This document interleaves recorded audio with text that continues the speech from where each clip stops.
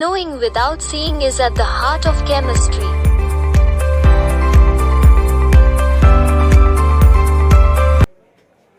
Hello everyone, welcome to the MChem. How are you?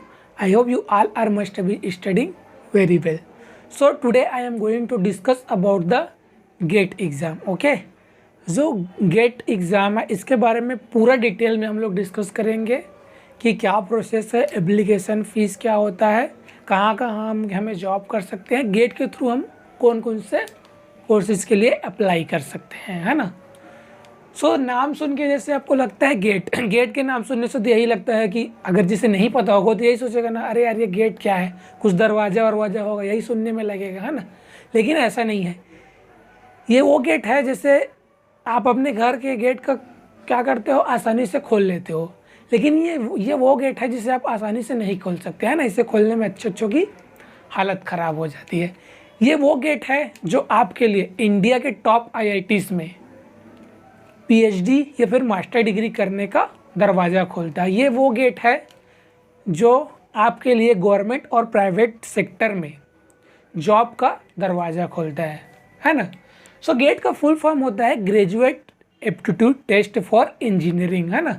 7 IITs है, जैसे IIT Bombay हो गया, IIT कानपुर हो गया, IIT खड़गपुर हो गया, जो इस एग्ज़ाम को क्या कराते हैं, कंडक्ट कराते हैं, है ना। पिछले बार IIT खड़गपुर ने गेट एग्ज़ाम को कंडक्ट किया था, लेकिन इस बार IIT कानपुर गेट एग्ज़ाम को कंडक्ट करा रहे हैं, है ना।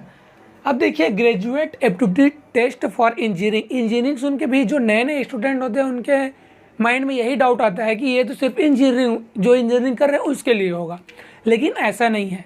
अगर आपने architecture, technology, engineering, commerce, science या आर्ट, इनमें से किसी में भी आपने बैचलर डिग्री किया या फिर बैचलर डिग्री किया फाइनल ईयर में है, तो आप इस एग्ज़ाम को देने के लिए एलिजिबल है। ओके, तो चलिए point two point complete detail में हम लोग डिस्कशन करते हैं। ओके, सो जो फर्स्ट है हमारा एलिजिबिलिटी क्राइटेरिया, है ना। एग्ज़ाम को जो है गेट एग्ज़ाम के देने के लिए हम एलिजिबल है या नहीं है। ओके, सो फर्स्ट पॉइंट में हम लोग समझते हैं, है ना।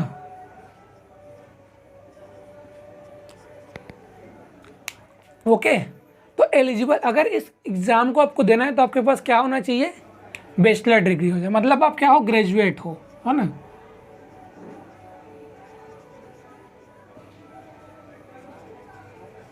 ओके, आपके पास क्या होना चाहिए, ग्रेजुएशन डिग्री होना चाहिए। अब किसी में भी हो ना ग्रेजुएशन डिग्री, चाहे BA वाले हो, BCom वाले हो, BSc वाले हो, बायोटेक्नोलॉजी हो, मैथ्स वाले हो, कोई भी वाले हो, है ना, आपके पास ग्रेजुएशन का डिग्री होना चाहिए। ओके, अगर अभी जैसे करंट स्टूडेंट हो आप और फाइनल ईयर में हो, तब भी आप क्या हो, इसके लिए एप्लीकेबल हो आप एग्ज़ाम देने के लिए। ओके, अब बात करते हैं क्या किसी भी तरह का परसेंट का रिक्वायर्ड है। किसी भी तरह का परसेंटेज का रिक्वायर्ड नहीं है, आप ग्रेजुएशन पास हो उतना सफिशियंट है। Okay, no percentage requirement.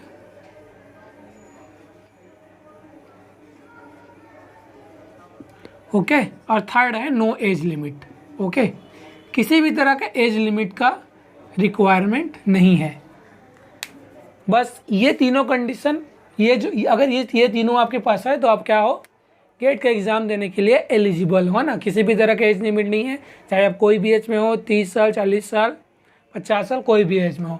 किसी भी तरह का परसेंटेज आपका रिक्वायरमेंट नहीं है, 40% है, 55% है, 60% है, सब एलिजिबल है ना। और किसी भी तरह का एज लिमिट नहीं है। ओके, सो एलिजिबिलिटी के लिए सिर्फ ये तीनों क्राइटेरिया जिसे जो आपके पास होना चाहिए। ओके, अब सेकेंड है एप्लीकेशन डेट और फीस, है ना। ये समझ लेते हैं कि फ़ीस कितना लगता है ना, और एप्लीकेशन का जो डेट है वो कब से स्टार्ट होगा वो समझ लेते हैं। ओके, सो जो डेट की बात करें तो जो ऑनलाइन जो एप्लीकेशन फॉर्म है,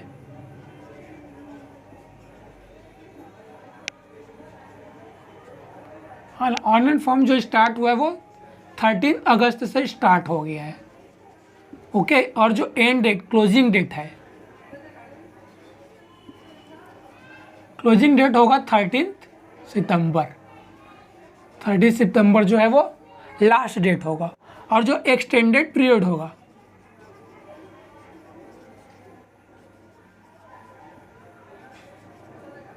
है ना, वो कहाँ होगा, 7 अक्टूबर तक होगा with late fee. Okay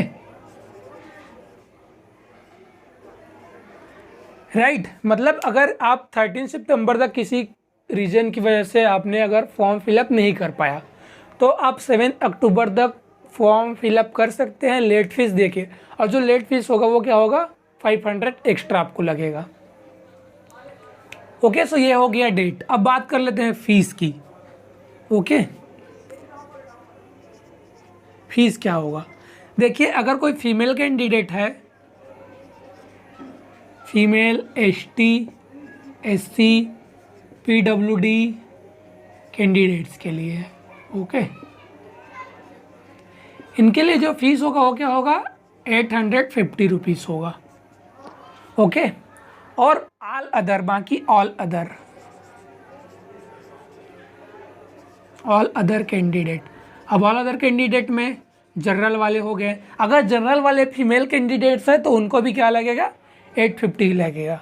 okay अब ऑल अदर कैंडिडेट मतलब मेल में आ जाओ, है ना, मेल में OBC वाले हो गए या फिर जनरल वाले हो गए, तो उनके लिए जो फीस है वो क्या है, 1700 है। ओके 1700 जो है वो फीस लगेगा।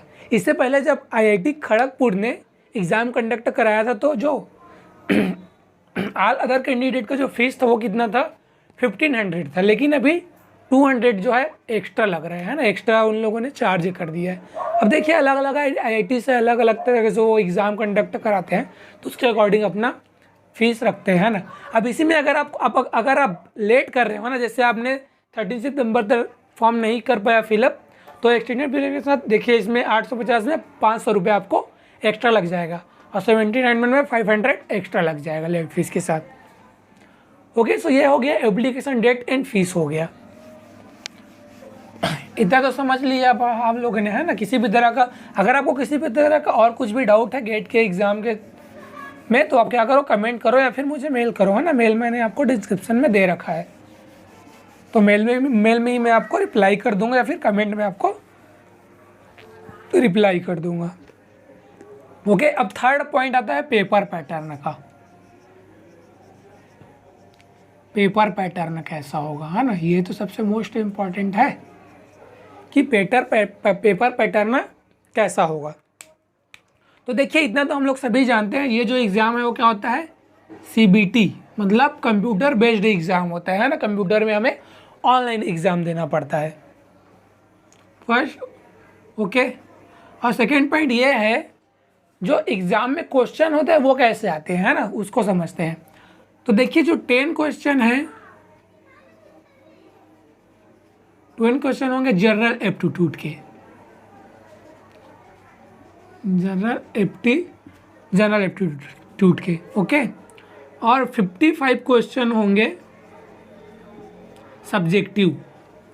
अब सब्जेक्टिव में जैसे कोई केमिकल्स है, जैसे किसी का केमिस्ट्री है ना, तो उसका केमिस्ट्री के सब्जेक्टिव के अकॉर्डिंग रहे, है ना। अब कोई कॉमर्स वाले हैं तो BCom है तो उसका BCom के सब्जेक्ट अकॉर्डिंग, कोई BA वाले हैं, है ना, आर्ट वाले हैं तो उसके आर्ट के सब्जेक्ट के अकॉर्डिंग जो है वो क्वेश्चन डिजाइन होगा। और ये जो 10 क्वेश्चन होगा जनरल एप्टीट्यूड के, ये क्या होगा, कॉमन होगा सभी के लिए। ओके तो टोटल क्वेश्चन कितने हो गए, टोटल क्वेश्चन हो गए 65, है ना। अब 65 में आप 65 भी बना सकते हो और उससे कम भी बना सकते हो। ऐसा कोई ज़रूरी नहीं है कि 65 में से आपको 40 बनाना ही है, 50 बनाना ही, ऐसा कोई भी ज़रूरी नहीं है ना। आपका इच्छा है, आप जितने भी क्वेश्चन बनाना चाहते हो बना सकते हो। ओके अब जो जनरल एप्टीट्यूड का क्वेश्चन है वो कितना का रहेगा, 15 मार्क का रहेगा। ओके और जो सब्जेक्टिव रहेगा आपका, जो 55 क्वेश्चन होगा वो कितना का होगा, 85 मार्क का होगा। मतलब टोटल कितना हो जाएगा, 100 मार्क का क्वेश्चन आपको टोटल रहेगा। ओके सो इतना समझ लिए। अब क्वेश्चन का टाइप कैसा होगा ये भी तो हमें पता होना चाहिए ना। ठीक है 10 क्वेश्चन जनरल एप्टीट्यूड होंगे, पता चल गया, 55 क्वेश्चन सब्जेक्टिव होंगे, पता चल, लेकिन क्वेश्चन का टाइप कैसा होगा, MSQ होगा, MCQ होगा या फिर NAT टाइप होगा, है ना। तो इसे हम लोग समझते हैं टाइप ऑफ क्वेश्चन।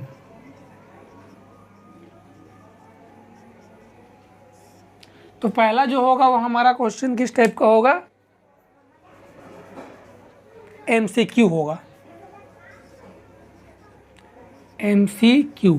अब MCQ सभी जानते होंगे, मल्टीपल चॉइस क्वेश्चन, मतलब जैसे अभी अगर आपको 4 ऑप्शन दिया गया है A, B, C, D, तो इसमें से क्या होगा, कोई एक ऑप्शन पे ही आपको टिक करना है, मतलब कोई एक ऑप्शन जो है वो क्या होगा, करेक्ट होगा। ओके, तो इसे हम लोग क्या बोलते हैं, मल्टीपल चॉइस क्वेश्चन बोलते हैं। अब उसके बाद सेकंड में MSQ। अब MSQ ये कुछ लोगों के लिए नया होगा, है ना। जैसे आपने अभी जस्ट ग्रेजुएशन किया हुआ है, किसी भी तरह का कंपटीशन एग्जाम अगर आपने कंप्यूटर बेस्ड टेस्ट में नहीं दिया है तब की बात कर रहा हूँ। MSQ मतलब मल्टीपल सिलेक्टेड क्वेश्चन, मतलब एक ही क्वेश्चन के 2 से 3 ऑप्शन जो है वो करेक्ट हो सकते हैं। कैसे करेक्ट हो सकते हैं, देखिए मैं बता रहा हूँ। जैसे 4 ऑप्शन हमें दिया गया है A, B, C, D, है ना। तो इसमें एक ऑप्शन भी करेक्ट हो सकता है, 2 ऑप्शन भी करेक्ट हो सकता है, या फिर ऑल करेक्ट हो सकता है ना इसमें। इसीलिए हम लोग क्या बोलते हैं, मल्टीपल सेलेक्टेड क्वेश्चन बोलते हैं। ओके, उसके बाद थर्ड में है NAT टाइप क्वेश्चन। अब NAT में क्या है, न्यूमेरिकल आंसर टाइप क्वेश्चन, मतलब मैथमेटिकल क्वेश्चन होगा, गणितीय क्वेश्चन होगा। आपको क्या करना पड़ेगा, कैलकुलेशन करके, मतलब जो आंसर होगा वो क्या होगा, नंबर में होगा। जैसे 1.5 हो गया, 23 हो गया, 458 हो गया, ऐसे टाइप का आंसर उसका आएगा। तो ये आपको उसमें क्या करना पड़ेगा, मेंशन करना पड़ेगा, लिखना पड़ेगा उसमें, है ना। इसमें ऑप्शन नहीं दिया रहेगा आपको जो आंसर आएगा उसको क्या करना पड़ेगा, लिखना पड़ेगा, है ना। तो इस तरह से ये हो गया। अब बात करते हैं निगेटिव मार्किंग के, क्या किसी भी तरह का निगेटिव मार्किंग इसमें रहेगा क्या। तो देखिए जो MCQ और MSQ है ना, MCQ में क्या होगा, MCQ में क्या होगा, निगेटिव मार्किंग होगा। ओके, मल्टीपल चॉइस क्वेश्चन में निगेटिव मार्किंग होगा।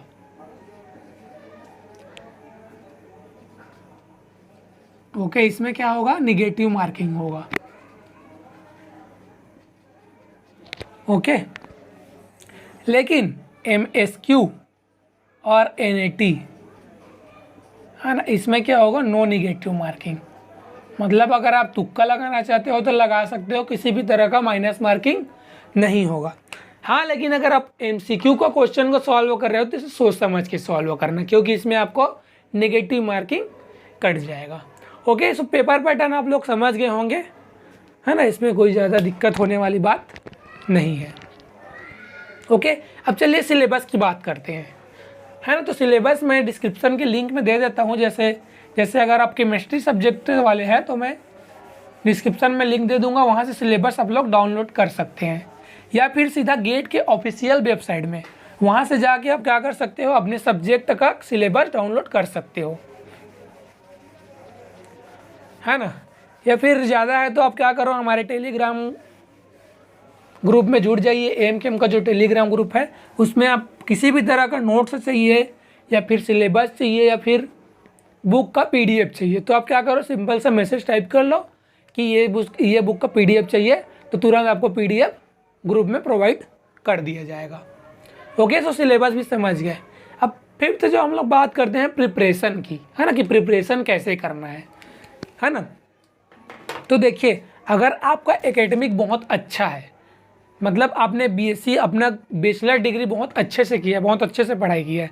अब देखिए स्टूडेंट जो होते हैं वो 2 तरह के होते हैं। फर्स्ट तो वो होते हैं जो सिर्फ डिग्री के लिए पढ़ाई करते हैं, है ना, जॉब के लिए पढ़ाई नहीं करते, सिर्फ डिग्री के लिए पढ़ाई करते हैं। और सेकेंड स्टूडेंट वो होते हैं जो जॉब के लिए पढ़ाई करते हैं। और जो जॉब के लिए पढ़ाई करते हैं उनको पता होता है कि आगे चल के हमें कॉम्पिटिशन एग्ज़ाम फाइट करना है, तो उसके अकॉर्डिंग वो क्या करते हैं, पढ़ाई करते हैं, है ना।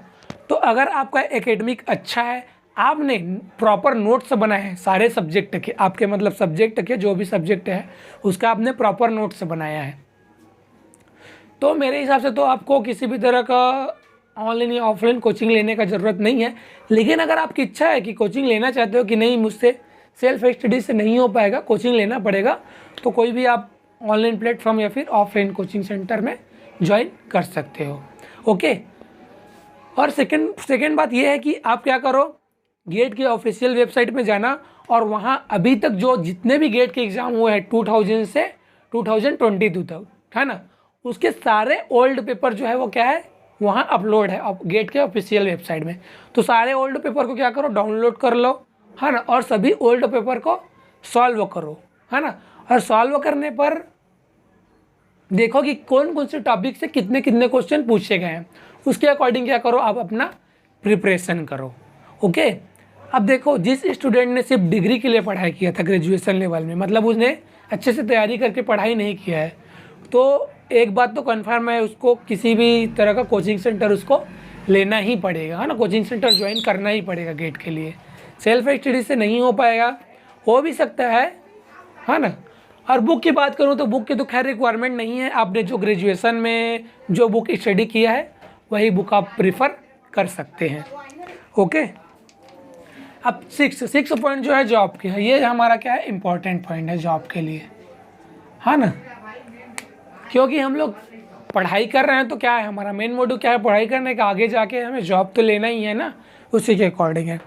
तो देखिए, अब गेट के स्कोर के थ्रू फर्स्ट तो है आप जॉब कर सकते हैं, और सेकेंड अगर आपको एकेडमिक में अच्छा करियर बनाना है ना, मतलब कि आपको पीएचडी करना है या फिर अच्छे इंस्टीट्यूट से आईआईटी से आपको मास्टर करना है या फिर आईआईटी से पीएचडी करना है।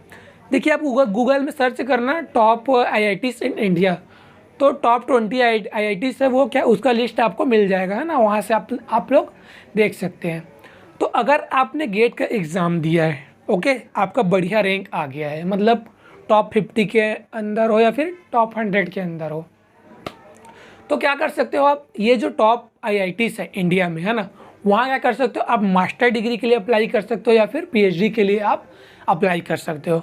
अब देखिए, आईआईटी में पढ़ने का ये भी एक मतलब रहता है कि वहाँ आपको क्या मिलेगा, अच्छे से प्लेसमेंट मिलेगा।